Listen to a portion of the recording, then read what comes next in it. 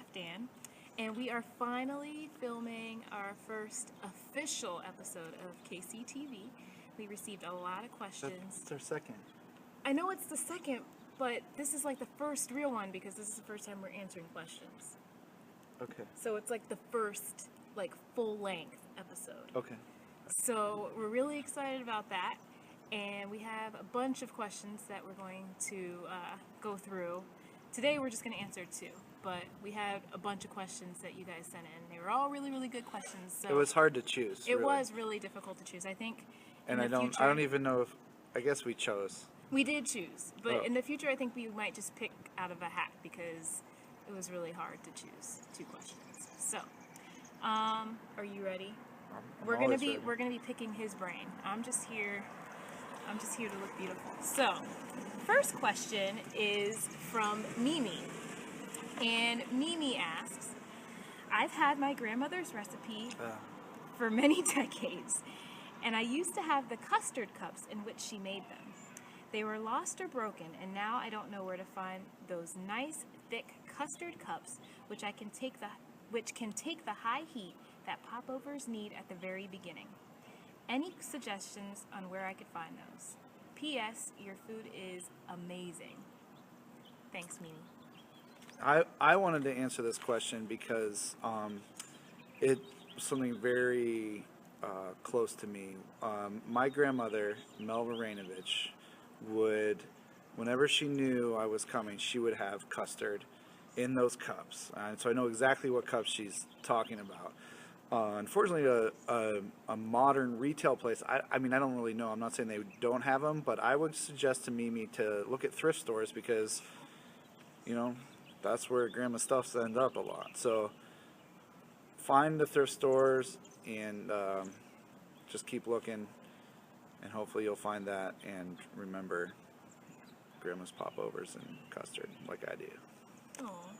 And P.S. for Mimi, Dan and I sometimes will go to thrift stores. We like to take advantage of gently used things. So if we ever find those custard cups at a thrift store, we will be sure to snag them and we'll send you an email so that you can pick them up. Okay, so question number 2 comes from Jeff Lebowski. The dude. And he asks, I love pork, but it seems like every time I cook it, it comes out dry.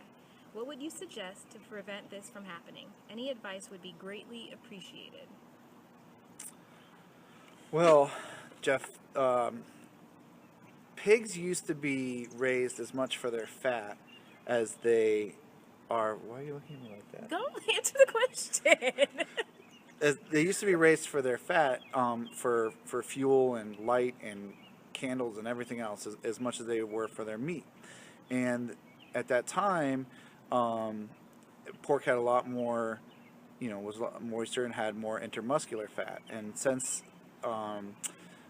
they don't do that anymore, it is a lot leaner meat. Now the good news is that now you can eat pork medium rare and it's delicious. So I would suggest, by not eating well done pork, to not dry it out. Also, whenever you cook any meat, you want to let it rest. And that's something that not everybody at home knows about, and it makes all the difference in the world. What does that mean, letting it rest? When you cook meat, it'll expand, and if you cut it while it's still hot, once it starts to cool down and compress, those juices, it'll squeeze all the juices out of itself. So letting it rest, or it'll get its juices back, and it'll be contained in each slice rather than coming out. So the bigger the piece of meat that you're cooking, you want to have it rest a little bit longer. And like I said, go ahead and eat your pork medium rare or medium, whatever you're comfortable with, but try and stay away from well done, and your chances of drying it out will be less. Wow, see? I mean, I have no intentions of ever cooking pork because I don't cook, but I'm now smarter because of you, so thank you. Pig lanterns. You're so wise. So yes, that is the two questions. Those are the two questions we're answering today. And For the dude. yes, please keep sending us questions because even though we didn't get to your question today, we're gonna try to, answer questions more frequently.